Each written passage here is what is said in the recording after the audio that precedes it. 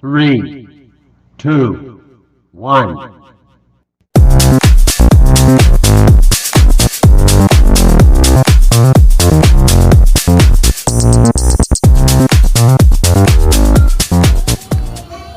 Assalamualaikum warahmatullahi wabarakatuh. Perkenalkan, nama saya Uliana Sari. Saya mahasiswa jurusan Tasawuf dan Psikoterapi, Fakultas Usuluddin Adab dan Dakwah, Universitas Islam Negeri Kyai Haji Abdurrahman Wahid. Nah, dalam video saya kali ini saya akan menjelaskan ciri-ciri kepribadian menurut Milan.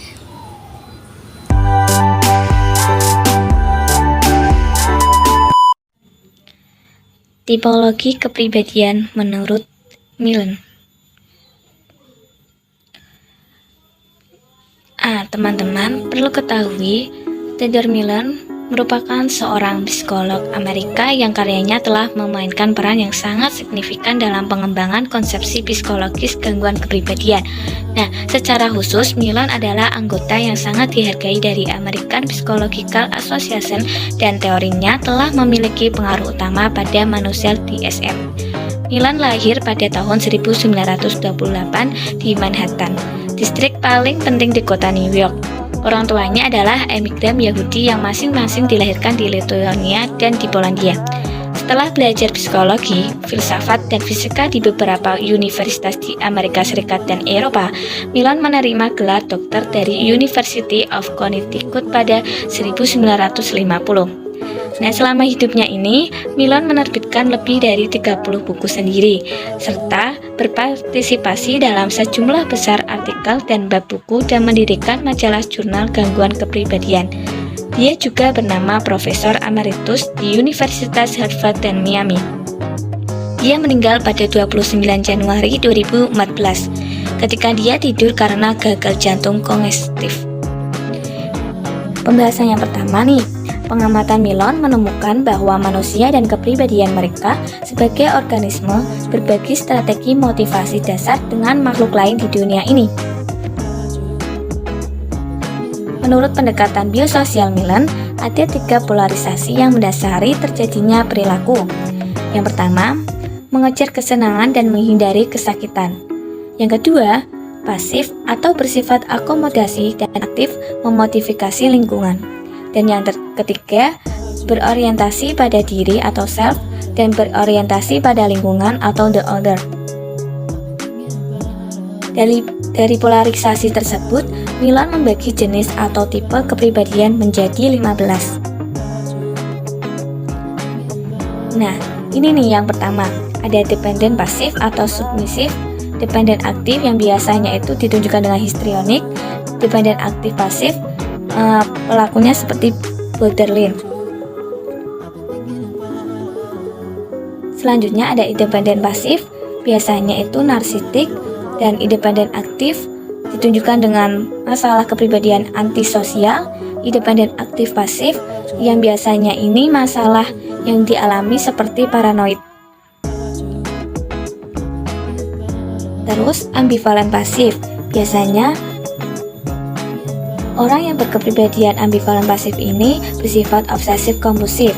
Ada ambivalen aktif, biasanya itu negativistik, dan ambivalen aktif pasif biasanya seseorang berlaku turbulen.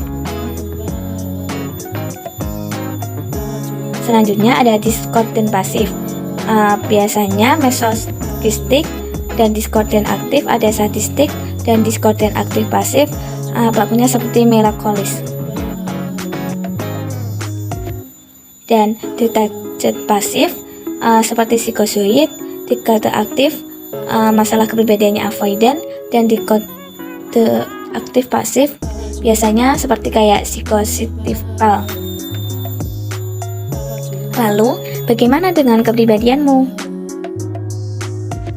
Mari kita analisis berita viral berikut ini. Dari berita yang saya baca dari kompas.com pada tanggal 9 Desember 2022, motif penyebab kematian satu keluarga di Kalideres terungkap, yaitu masalah finansial, perilaku mengasingkan diri, sungkan minta pertolongan. Lembaga Psikologi Forensik Indonesia melakukan pemeriksaan autopsi psikologi terhadap 4 jenazah yang ditemukan dengan melihat latar belakang kematian dari aspek perilaku.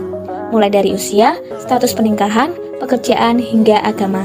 Rudianto Gunawan disebut memiliki kepribadian yang baik, penurut, pendiam, tidak banyak bicara, namun cenderung membatasi diri sehingga interaksi dengan orang lain jadi terbatas.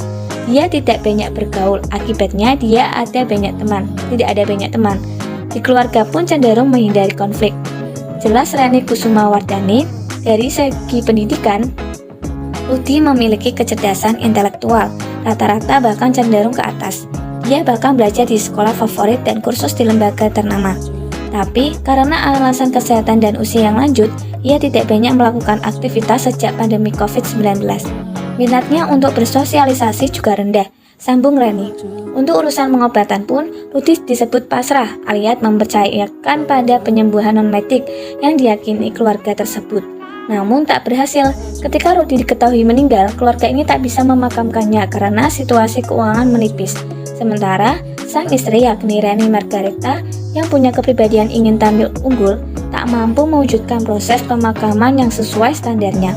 Situasi keluarga ini sudah tidak lagi memiliki penghasilan tetap, jadi mengandalkan tabungan yang ada dan ada perilaku mengasingkan diri mereka sejak lama, kira-kira sudah 20 tahun. Pada Reni Margareta, sambungnya memiliki kepribadian ingin tampil baik, kuat, lebih unggul dari yang lain, atau tak ingin terlihat lemah. Pasca kematian Reni, keluarga yang tersisa di keluarga ini juga tak kunjung menguburkannya.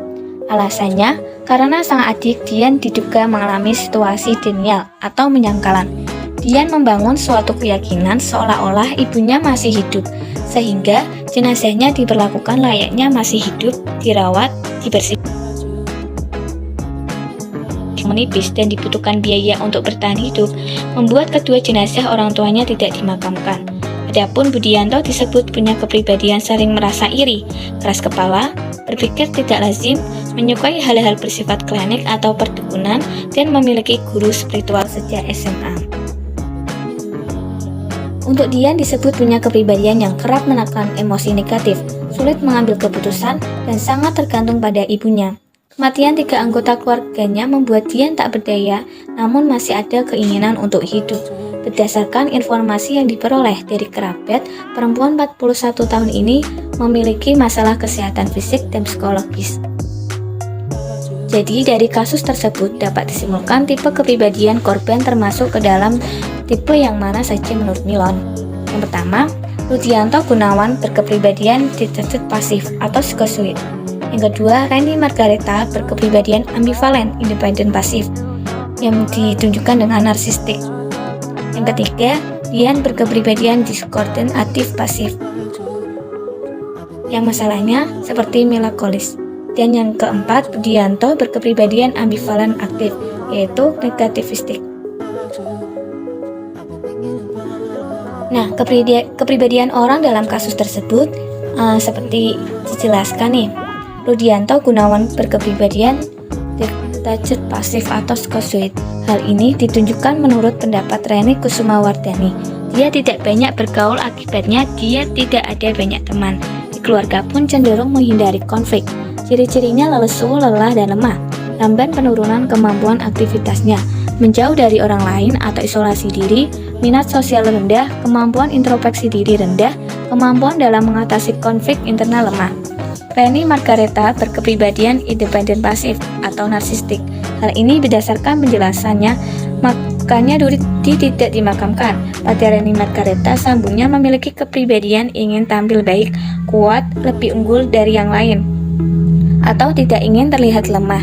Ciri-cirinya arogan, merasa diri hebat, dan kurang empati, mengharapkan penghargaan tanpa menerima tanggung jawab, menampilkan kepercayaan diri tinggi. Selanjutnya, Dian berkepribadian discordant aktif pasif atau melankolis. Hal ini ditunjukkan menurut pendapat, Dian membangun suatu keyakinan seolah-olah ibunya masih hidup, sehingga jenazahnya diperlakukan layaknya masih hidup, dirawat, dibersihkan. Ciri-cirinya, orang yang mengalami melankolis ini yaitu sangat sedih dan muram, merasa rentan, akan memohon kepada orang lain untuk diasuh dan protektif, takut ditinggal, menilai diri tanpa pertimbangan, tidak berhasil dalam semua aspirasi. Selanjutnya, Budianto berkepribadian ambivalen aktif atau negativistik.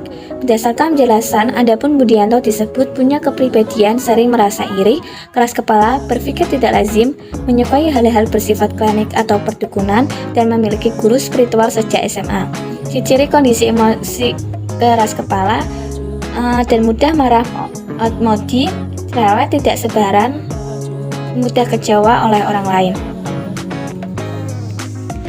Nah, penjelasan ini kami dapat dari beberapa sumber. Yang pertama dari Ibu Anissa Mutaharo MPSI dalam materi tipologi kepribadian Theodore Millon pertemuan ke-14, dari media kompas.com dari 15 kepribadian dari Millon menurut Saktiono Purwoko, dan Mardani MPSI psikolog tentang tipologi Millon. Nah, itu video penjelasan dari saya. Kurang lebihnya mohon maaf. Wassalamualaikum warahmatullahi wabarakatuh.